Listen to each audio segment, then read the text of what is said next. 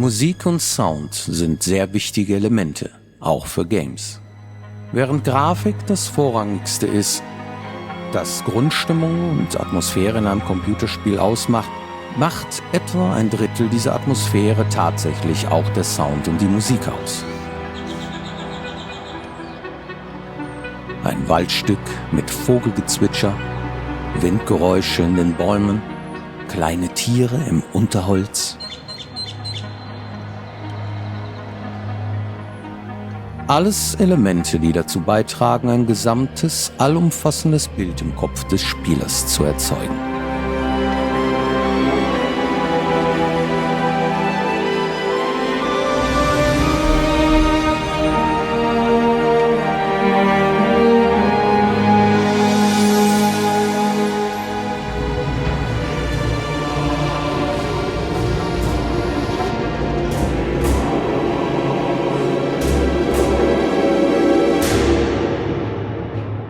Bei einem Spiel, das eine sehr gruselige Atmosphäre erzeugen soll, beispielsweise einem Horrorgame, ist es unerlässlich, den Sound und die Musik laut abzuspielen.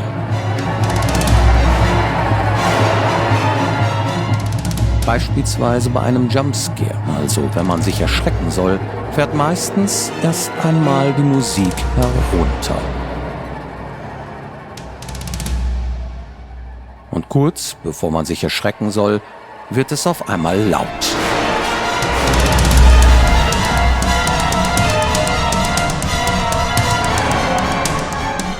Das ist ein Effekt, der überhaupt nicht zum Tragen kommt, wenn man die Musik komplett ausmacht. Das heißt, wenn man ein Spiel gern spielen möchte, doch es ist einem zu gruselig, einfach mal den Sound leise stellen. Dann ist es größtenteils harmlos, egal was auf dem Bildschirm passiert.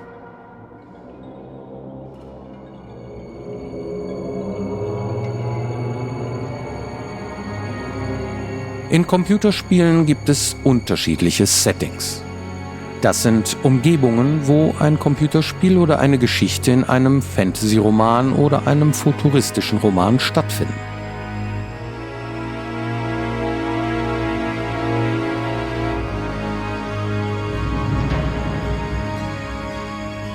Und diese verschiedenen Arten von Settings werden auch durch Instrumente buchstäblich beschrieben. So hat das Fantasy-Setting tatsächlich eigene Instrumente, sowie Gitarren, Harfen, Trommeln, um nur einige zu nennen.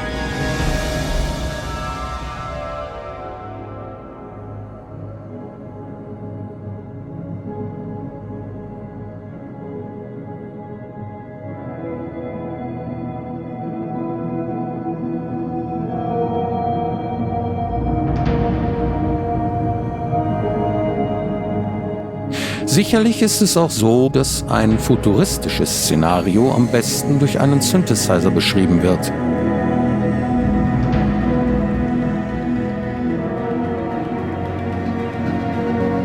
Elektronische Klänge führen dazu, dass man das ganze Geschehen auf dem Bildschirm eher dem Science-Fiction zuordnet, als einem Fantasy-Roman oder einem Märchen.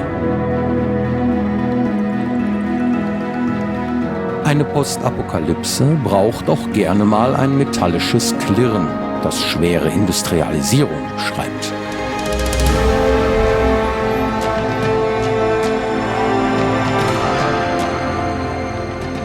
Am besten kloppt man dann auf alten Tonnen oder Metallschrott herum.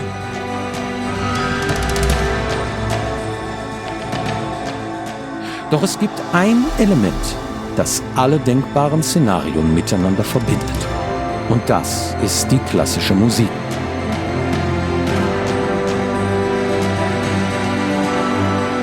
Sie ist tatsächlich universell.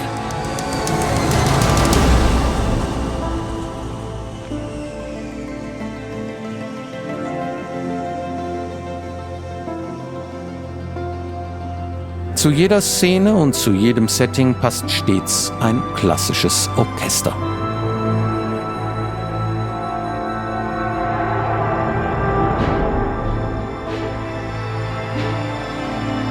Generell ist in der Musik alles erlaubt. Denn Schönheit liegt im Auge des Betrachters oder vielmehr im Ohr des Zuhörers. Wenn eine Geräuschkulisse oder eine Musik in einem Computerspiel gänzlich fehlt, dann wird sie vermisst.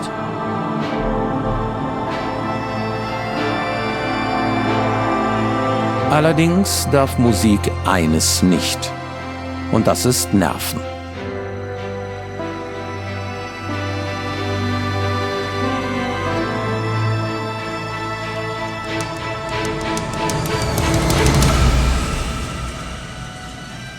Das bedeutet, wenn ein Musikstück sich zu oft wiederholt, zu schräge Geräusche macht oder wenn der Zuhörer allzu sehr in eine Richtung geschoben wird, die der Szene, die dargestellt werden soll, gar nicht gerecht wird, dann wird die Musik zu dominant und beginnt den Spieler zu irritieren. Generell wird ein bunter Blumenstrauß von vielen unterschiedlichen Instrumenten und unterschiedlichen Stimmungen als sehr angenehm und interessant empfunden.